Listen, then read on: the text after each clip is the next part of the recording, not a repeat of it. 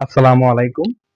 একাদশ শ্রেণীর বিজ্ঞান বিভাগের সকল ছাত্রছাত্রীদের প্রতি আন্তরিক শুভেচ্ছা ও ভালোবাসা।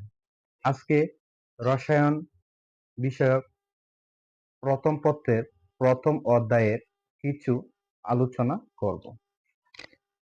রসায়নের প্রথম পত্রের প্রথম অধ্যায় হলো ল্যাবরেটরির নিরাপদ ব্যবহার, সেফ ইউজ অফ ল্যাবরেটরি। আমরা বিজ্ঞান বিষয়ে যারা পড়াশোনা করি তাহারা টেক্সট বইয়ের পড়া ব্যতীত কিছু ব্যবহারিক পড়াশোনাও করতে হয়।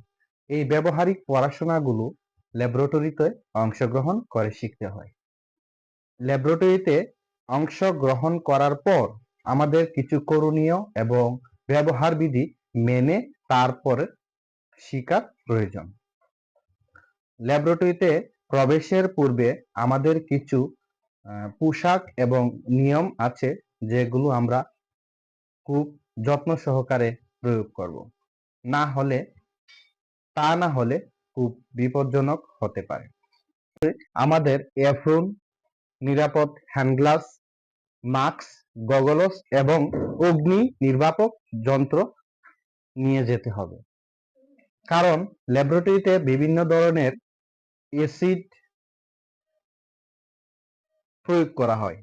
এই অ্যাসিডের টেস্টের কারণে বিভিন্ন ধরনের এই অ্যাসিডগুলা ব্যবহারের পর জলীয় বাষ্পের মধ্যে অ্যাসিডগুলা মিশ্রিত হয়ে nitrogen dioxide, carbon dioxide, ammonia, hydrogen sulphate এবং সালফার ডাইঅক্সাইড উৎপন্ন করে, যেগুলো আমাদের মানব শরীরের জন্য অত্যন্ত ক্ষতিকর।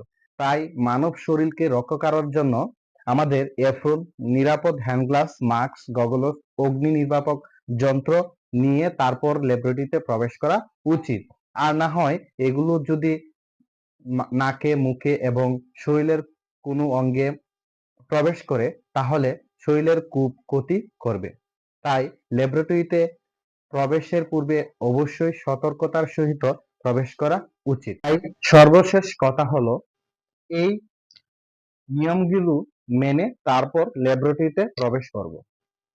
আজকের এই ক্লাস দ্বারা যদি কোনো উপকৃত হয়ে থাকে তাহলে তোমরা অবশ্যই লাইক, কমেন্ট এবং শেয়ার করবে। ধন্যবাদ।